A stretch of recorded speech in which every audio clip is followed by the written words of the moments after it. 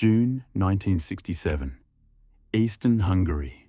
Flat as a tabletop, the wheat a month from cutting.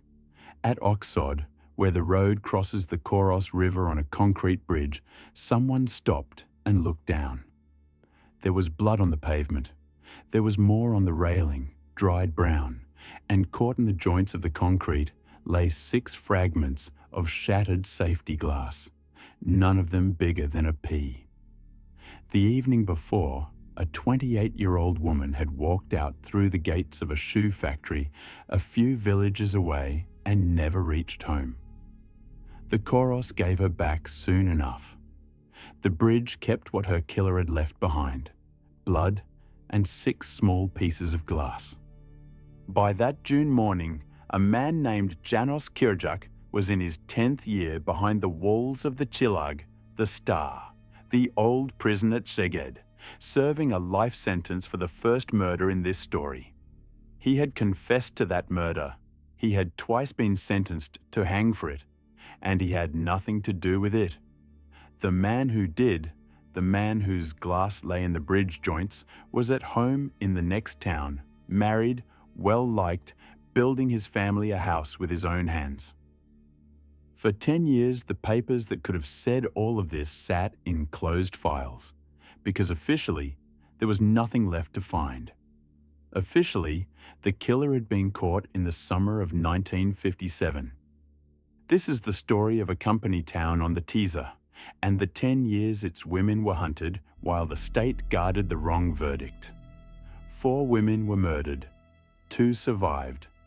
1 man lost 11 years to a confession that was beaten into him, and the record of what he got back cannot even agree on the year he died. It begins, like everything in Martfu, with shoes.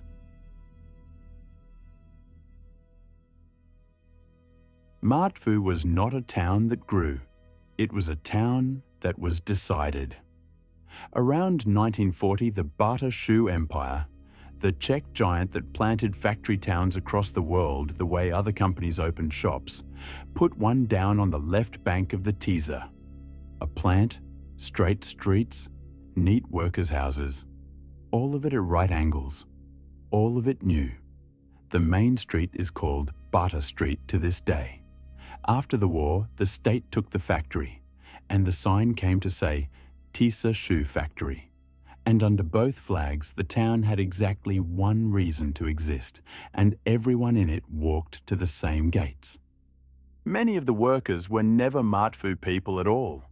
They came from Tisza Foldvar, the old town a few kilometers off, with its church towers and its dirt lanes running out into farm country.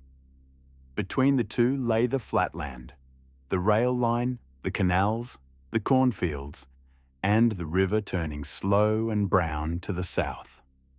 3 shifts a day crossed that emptiness on foot and on bicycles, and the second shift crossed it at 10 at night in the dark. The year this story starts is 1957, the first summer after the uprising. Soviet tanks had crushed the revolution the previous autumn. The reprisals were still running. The country was quiet, the way a held breath is quiet. Into that silence, on a Monday night in July, the second shift let out a 23-year-old named Margit Szegedi, and she started for home.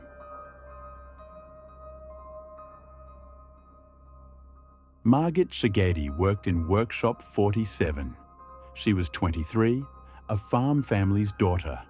Home was a small holding out in the scatter of farmsteads beyond the village edge, past the little wood. On the 22nd of July 1957, the shift ended at 10, and she set out the usual way, along the dark road with the corn standing high on both sides. A man was behind her. By the narrow gauge track, he picked up a length of scrap iron, and past the last lights, he closed the distance and struck her down. He dragged her off the road into the corn.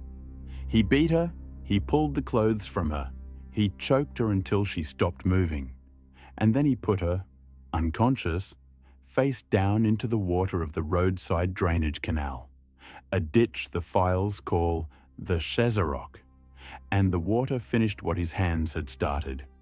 The next morning her brother-in-law, out searching, found her there by the little wood.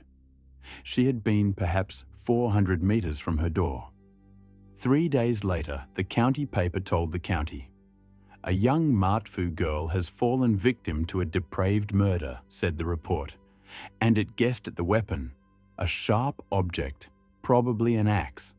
Keep that guess in mind, it grows. Further down the same page, the editorial named the kind of enemy the year required.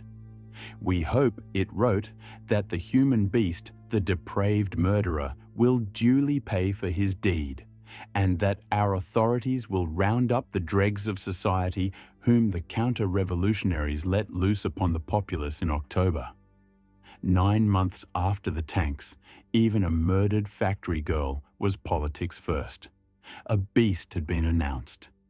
All that was missing was a face to hang on it.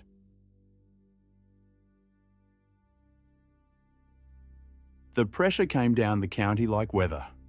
Within weeks, the investigators, men of a force the county archives' own series would later describe with the words dilettantism and violence, had pulled in 3 local men and gone to work on them.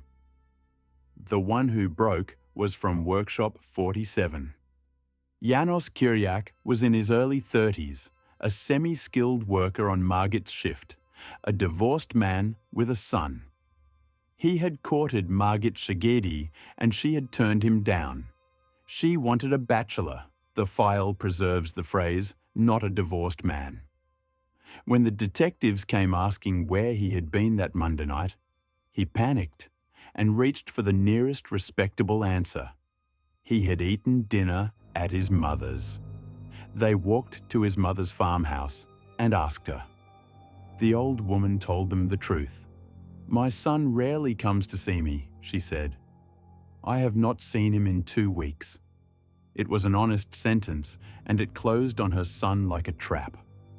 What happened next in that building stayed officially unsaid for 60 years, until the prosecutor, who eventually reopened everything, put it in one sentence. It was proven, he said, that they beat him. A woman who lived with Kyriak as his wife told the interrogators he had come home at dawn. His alibi was gone. His face was marked, and at the end of it, Janos Kyriak signed a confession in the first person, rich in detail, and wrong in almost every particular that could later be checked. The scrap iron was gone. In its place was the axe from the newspaper's guess, carried to the murder in his waistband, prepared in advance. He had loved her, he had lied, and now he had confessed. He was the man who fit. And in the summer of 1957, that was enough. It would stay enough for 11 years.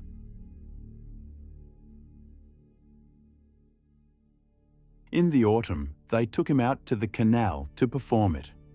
A staged reconstruction, investigators and cameras at the Chezarok, and Janos Kyriak walking through another man's crime with an axe that had never existed. It went badly in ways nobody in charge chose to notice. Sent off to retrace the route, he set out the wrong way. The tracking dog, on the morning after the murder, had followed a different path entirely. He did not know where to go because he had never been there. And around the whole performance, at the edge of the field, stood the onlookers. Villages this size turn out for everything. A murderer demonstrating his murder was the event of the decade. Remember that crowd? This story comes back to it. By the end of August, the county paper had already published the whole story as settled fact, 6 weeks after the killing and 2 months before any court sat. "The Martfu murderer has been caught," ran the headline. The article knew everything. It knew he had decided that either the girl would be his wife or she would die. It knew about the axe prepared in advance. It knew and printed that he had defiled her as she lay dying. and it ended on the detail that made readers shiver. Afterward, he mounted his bicycle and rode home, in the paper's words, like a man who had done his job well. 2 months before the trial, the story was finished. All that remained was to make it legal.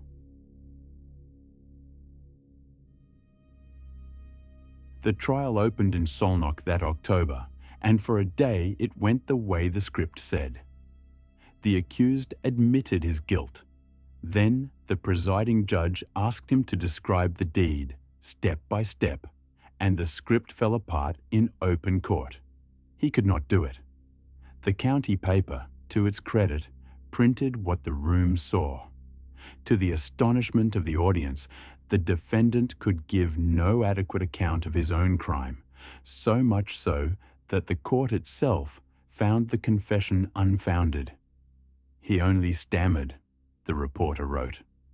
Asked why he had walked the wrong way at the reconstruction, he answered like a man reading his own case file for the first time. I do not know which way to go. I do not know what to do, because I was asleep at home. The paper's next headline said it outright. János Kirzsák has retracted his confession. And under it, a question the whole county would have done well to sit with. Is it conceivable that he is not the murderer when the evidence still speaks against him? It was conceivable. It was not convenient. His mother came before the bench and testified, torn, whispering. The prosecutor, Geza Garai, the same office that had fed the finished story to the paper in August, pressed on. On the 26th of October 1957, the court pronounced the formula, in the name of the Hungarian People's Republic, death. The Supreme Court looked at the file and blinked. The verdict was quashed. The case went back down with instructions to gather every piece of evidence that could be found. The county court heard it all again and sentenced him to death again. Under the shadow of the rope, Kirzsák confessed once more. The law of the day counted a sincere confession toward mercy, and one retelling of this case puts the arithmetic plainly. By confessing to a murder he did not commit, he fought for his life and won. The final sentence was life. The record preserved of that last panel has the judges doubting his guilt outright and leaving the conviction standing anyway. János Kirzsák went to the Csillag at Szeged as a man who had violated and murdered a girl, and the prison yard has its own law for that kind. 11 years. The file shows no visitor and no letter. He wrote petitions saying he was innocent, the way half a prison does, and they read the way petitions read. Outside, the clock this story runs on started to tick. The man who had killed Margit Szegedi was 24 years old, free and local.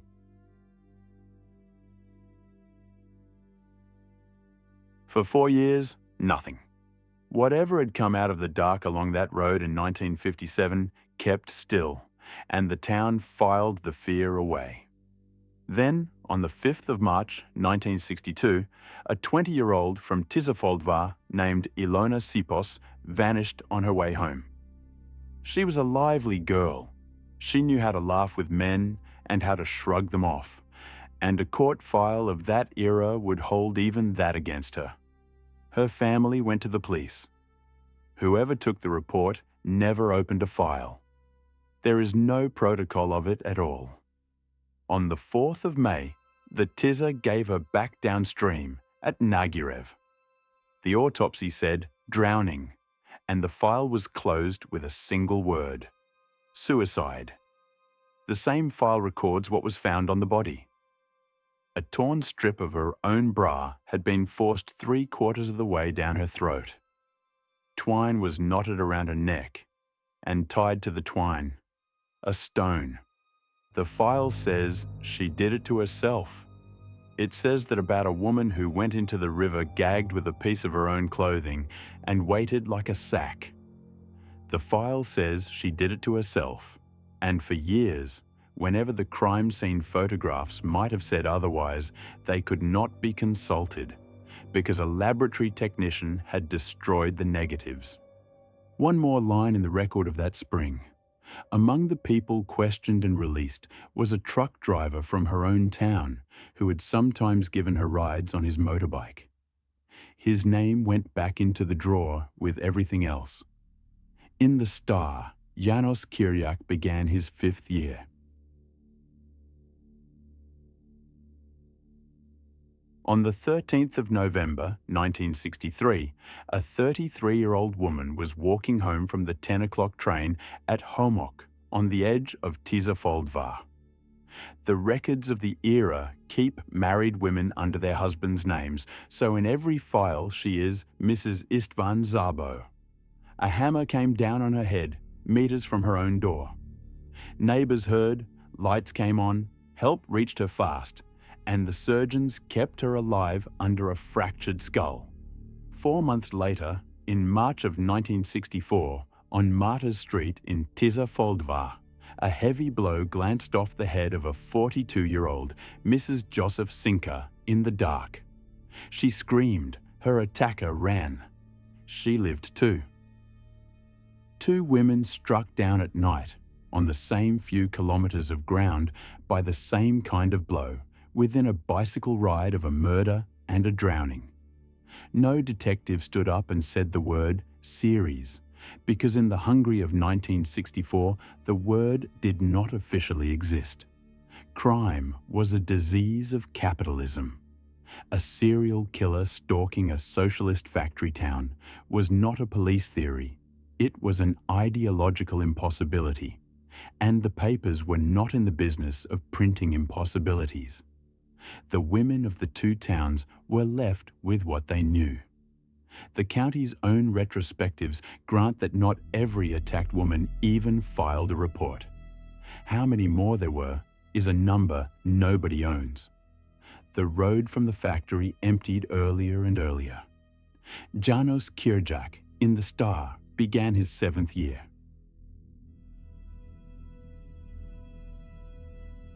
The youngest was a child.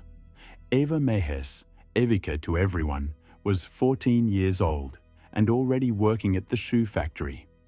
In 1965, that was legal and it was ordinary. On the 20th of March, she did not come home. For nearly a month, there was nothing. And then the flat country began to give up its pieces. Her bicycle and her clothes near the water in mid-April, and on the 22nd, far downstream at Tisza, the river let her go. She had been offered a lift in a truck by a man she knew. Everyone knew everyone. Her wristwatch had stopped when the water reached it. A technician destroyed the watch itself. This case keeps doing that. But the position of its hands had been written into the file first, and that one reading survived, waiting. The official ruling on Eva Mehes, 14, found in a river a month after she vanished, was that suicide could not be excluded. The file closed. One detective refused to swallow it. Laszlo Kashab of the Szolnok County Police laid the cases side by side, 1957, 1963, 1964, 1965, and said they were one hand, one man hunting women on the same ground, which meant, he spelled it out, that the man in the Chilag was not that man. By his own later account, he had been ordered to close the file on Eva Mehes that way, and when he would not stop talking, he was moved aside. The machine did produce one thing that year, a list of 38 local men worth a look. One of the 38 was a truck driver from Tisza Shoe, married, a small daughter, building his own house, well spoken of at the depot. He had been questioned when Ilona Sipos went into the river and let go. He was looked at now and let go now. The analyst's phrase for men like him, preserved in the record, was orderly circumstances. János Kiriak began his 8th year.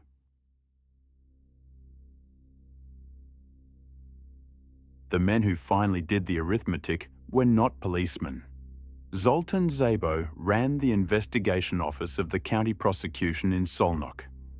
Bálint Barna was his younger colleague, and no relation, in passing, to the survivor Mrs. Szabo. The name is as common in Hungary as Smith. What they did off the books. As close to a hobby as their officers allowed, they pulled every unsolved attack on a woman in the county going back years and read them as one stack. The hour, always the late shift. The ground, always the same few kilometers of dark between Martfu and Tisza Shoe. The method, always the head, always the water. The stack had a shape, and the shape had hands. In early 1967, Zoltán Szabo put his conclusion in writing in a study that would later run in the Interior Ministry's own restricted journal, a publication ordinary Hungarians could not so much as borrow. The words on the paper were these: János Kürcsák is innocent. A serial killer is taking victims around Tisza Shoe, a state officer in a state document in early 1967. Nothing happened. No retrial opened, nobody drove to the Csillag, nobody posted a watch on the second shift road. The study went where studies go, and the 10th spring of the wrong man's sentence turned to summer. And one June evening in 1967, the man the study described went to work one more time.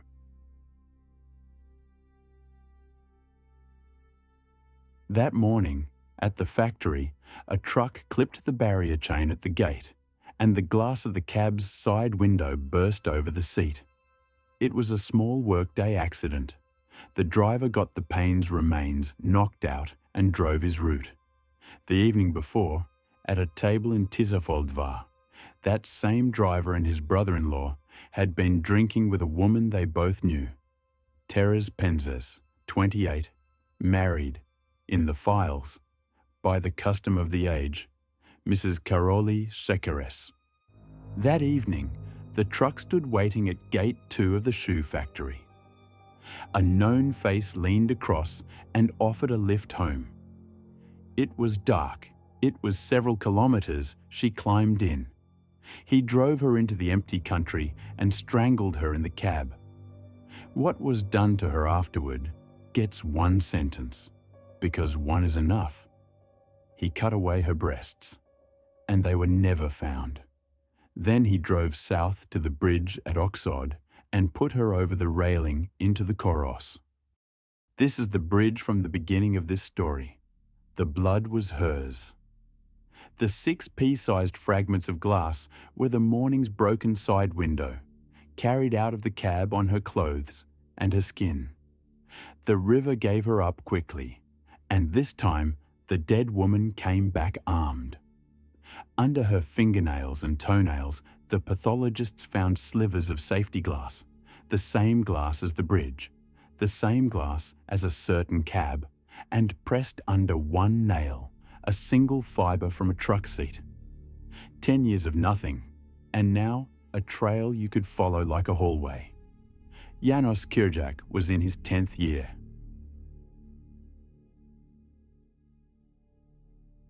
The last people to see her alive had shared a table with her, so the investigators started there, and the company at the table led to a driver, and the driver had a story about his morning.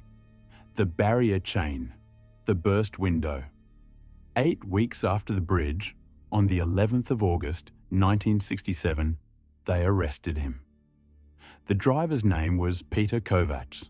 He was 33, born in Szolnok, raised in Tisza Shoe, his father taken by the war. A driver for the state haulage company on the shoe factory run, twice an employee inside the factory itself. Married since 1962, a daughter and a stepson at home, a half-built house rising on his plot. His work file said obliging, got on well with his workmates. Nothing about him was hidden. That is the point of him. He was the man from the old files, questioned in 1962 over Ilona Sipos, questioned again in 1965, one name among the 38, examined by the analysts and excluded, in the record's own words, for his orderly circumstances. He denied everything, and the everything came apart in pieces. His brother-in-law told the truth about the drinking table. His wife's word had covered his evenings before. It did not cover them now. The truck's cab, conveniently scrapped in the meantime, was tracked to a breaker's yard near Budapest, and inside the door panel, on the glass of the rolled-up window, there was still human blood. The bridge glass, the fingernail glass, and the cab glass agreed. The seat fibre agreed. Within days, Peter Kovac confessed to the woman on the bridge. And then, on the 28th of August, he kept going. He confessed to Ilona Sipos, whose file said she had done it to herself. He confessed to Eva Mehesh, whose file said it could not be excluded. And the one reading saved from her destroyed wristwatch fit the known movements of his truck on the evening she vanished. 2 closed files, 2 deaths the paperwork had explained away, had been murders all along, and the man who finally said so out loud was the man who had done them. For the police, that was the end of it. 3 murders solved, a monster in a cell. The 4th murder in the county's living memory, Martfu, 1957, was not on the list because Martfu, 1957, was already solved. A man was serving life for it, and behind that verdict stood 10 years of paperwork and 2 death sentences. That December, state television's crime program, Kek Feni, Blue Light, showed the country its captured monster, and the police weekly printed the studio photograph. A slight, balding, hollow-faced man under the lights. The caption called him the Martfu Monster, the beastly killer of 3 women.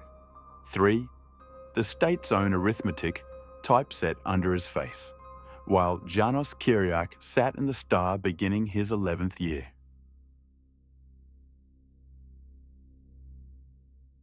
The police were finished. 2 prosecutors were not. Zoltan Szabo and Balint Barna, the men of the hobby file, took the case away, and Barna, decades later, described the maneuver with a bluntness prosecutors rarely allow themselves. We formally stole this case from the police. They had a theory 10 years deep and a killer in custody who had stopped at 3, and they had noticed what he was afraid of. Peter Kovac was afraid of the rope, so they let him find a hope, that a man who had killed, not 3 times, but 4, across a whole decade, might read to the doctors as mad, and the mad are not hanged. False confession haunts this case from end to end. One had been beaten out of an innocent man in 1957. Another walked in off the street during the panic. A disturbed waiter who claimed everything and was committed to an asylum. The one that finally mattered was true, and it was bought with hope.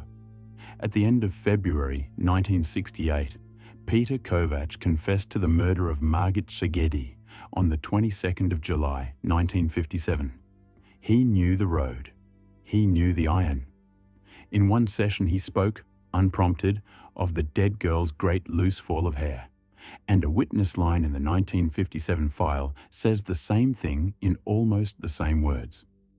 Go back now, one last time, to the autumn of 1957, to the canal called the Cheza Rock. The investigators, the cameras, the borrowed axe. Janos Kyriak stumbling the wrong way, down a route he had never walked, while the whole district watched from the field edge. The retellings of this case, the prosecutors among them, agree on who else was standing at that canal. In the crowd of onlookers, unremarkable among his neighbours, stood Peter Kovac, 23 years old, watching another man confess to his murder. The researcher who has spent the most years in these files, Peter Dulai, draws one straight line through everything that followed. Kovacs could become a serial killer, he concluded, because after his first murder, an innocent man was convicted. It emboldened him. On the strength of the new confession, the chief prosecutor of Hungary petitioned the Supreme Court. The Supreme Court ordered a retrial and handed it, this time, to the Metropolitan Court in Budapest. Paper had buried János Kirjak. Paper, at last, began to dig him out.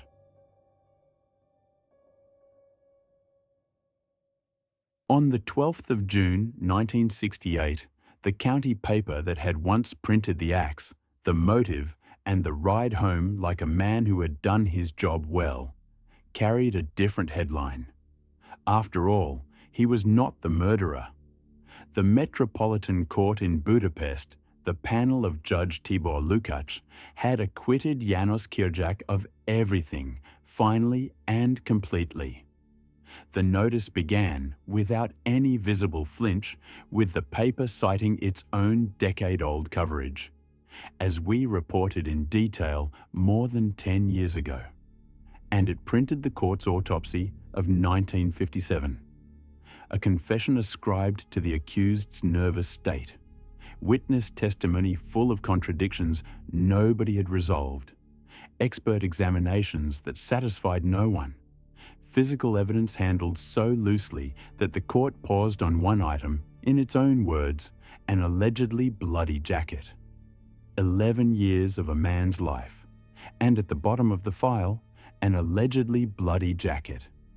János Kirjak walked out of the Star into the summer of 1968, in his early 40s, with everything and nothing settled. A month later, in the same city, in the same institution, the other file opened. Peter Kovacs stood before the Metropolitan Court behind closed doors, charged with 4 murders and 2 attempted murders. And on the first day he admitted every count. Across the sittings, the court heard more than 50 witnesses. 2 of them were the women who had lived. The headline in a Pest County paper counted them plainly. Testimony of 2 attacked women. Mrs. Szabo and Mrs. Sinker had waited 5 years to be believed about the hand that had come out of the dark. The doctors, for their part, closed the one door left.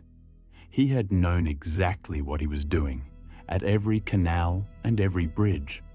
Fully responsible. Even the shoe factory kept its own minutes on the catastrophe. Its Little House paper, the party committee's mimeographed organ, reported between production items that the trial of Peter Kovacs was underway in Budapest, and noted in the deadpan of company news, the verdict will not be delivered today. The factory that had employed most of the dead, and the killer, and the wrong man, was following its own case in its own pages. The verdict came on the 10th of August, 1968. Death for the quadruple killer, as the era's headlines counted him.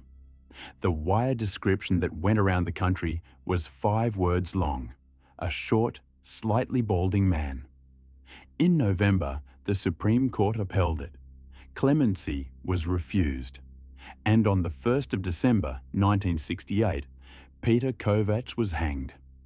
The notice ran in the national press days later, and its headline filed him, as the Era always had, under the town he came from. The Tisza quadruple murderer has been executed. From a June acquittal to a December rope, 1968 spent 6 months unmaking what 1957 had built in 3.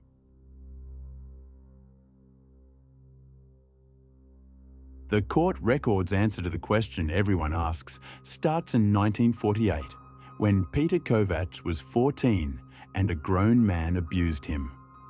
The court of 1968 wrote that episode down in the clinical language of its era and called it a cause. Read today, it is simply the record of an abused 14-year-old boy entered into evidence 20 years too late to matter. What the doctors mapped in the man he became was a pathological personality with its drives bent hard sideways. He was incapable of the act itself, and the forensic record says the same thing of all 6 attacks. None of the women was violated. He could not. The violence was not the means. The violence was the point. Which closes a sentence this story left open in 1957. The state's printed narrative had Janos Kierjak defiling a dying woman, and the charge stood at his trial.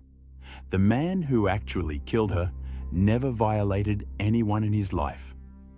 Kierjak served 11 years convicted, among other things, of a violation that never happened at all. The court anchored a pattern in Kovac's own account of himself. On the night of the first murder, he had been at the pictures in Tisza Shoe at a crime film and left in the middle of it, in his words, to do the same. In 1963, it was Crime and Punishment on television. He stood up from beside his wife and went out into the dark. By 1964, even a costume adventure on the screen could start the engine. An archive researcher later found the same diary written in the town library's ledger. Violence borrowed and returned and borrowed again, year after year. His range grew with his licenses, the bicycle years, then the motorcycle years, then the truck. None of it, the doctors ruled, ever touched his understanding of what he did. In custody, he asked his interrogators one question, and the record kept it. What happened to me? Tell me, please, what? The men who had been right got their accounting in the same months. Laszlo Kazab, the detective who had said one hand back when saying it cost him his place, died on the 20th of August, 1968, 10 days after the death sentence, when the sport plane he was flying went down. The inquiry ruled pilot error. The villagers muttered darker and proved nothing. He lived long enough to see the acquittal and the verdict, and not long enough to see the credit, which went, as credit does, to the institutions. As for the men of 1957, the county's retrospectives record that the officers of the beaten confession were slowly phased out of the force, and that Geza Garay, the prosecutor of the printed story, left the Corps. No trial, no sanction, no name ever attached in any document to the word responsible.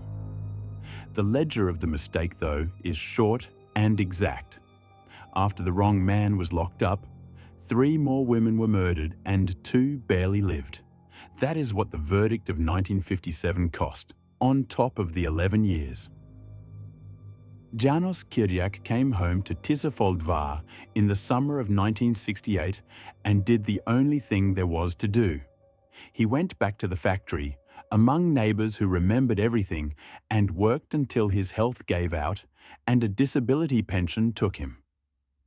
The woman whose dawn testimony had helped bury him was driven out by the villagers' contempt once the truth landed. The county series records her leaving with a single suitcase. He lived alone. About the 11 years, exactly one sentence of his survives anywhere, and it is this: "They confused me. I believed that I had killed." What the state paid him is told 2 ways. His old prison physician remembered compensation of about 2 million forints and remembered him quietly giving it away among his relatives. His son says the family never saw a penny of any such thing. Both sentences sit in the record and do not fit together. The end is told 2 ways as well. The physician, Dr. Endre Weg, gave it this shape. About 2 years after walking free, alone in his house, Janos Kierjak had a stroke and died with nobody watching. And he added one more thing he had from the man himself, that he had wanted to end his own life and did not dare. His son remembers it later and differently, some year in the 80s, no cause attached. A record that convicted a man twice, acquitted him once, and hanged another could not manage to agree on the year the wronged man died. One door in this case stands open to this day. In 1955, 2 years before Margit Szegedi, a 19-year-old named Erzsébet Nemes was strangled near the Szolnok railway station. Zoltán Szabo, the prosecutor who first wrote the words, "Kirjak is innocent," counted her into the series until the end of his life. Peter Kovacs denied her to the end of his. She is in no verdict, and her family, the retellings say, remained certain of what they lost and to whom. This episode was built from the era's own newsprint, the court record, and the words of the men who reopened the case, including the prosecutor who is still alive to tell it. If you want more cases told from the documents up, subscribe and ring the bell. It is how the next file finds you, and it costs nothing. 3 questions belong to you now. Was Erzsébet Nemes the first victim, as the man who solved this case believed to his grave? Of everything that kept the wrong man in the Star for 11 years, the beating, the 2 suicide rulings, the shelved study, which one do you find hardest to forgive? And the third is the one the record itself cannot answer. What does a state owe a man when even the year of his death is more than it bothered to keep? The comments are open. Until the next case, look after the people who walk home late.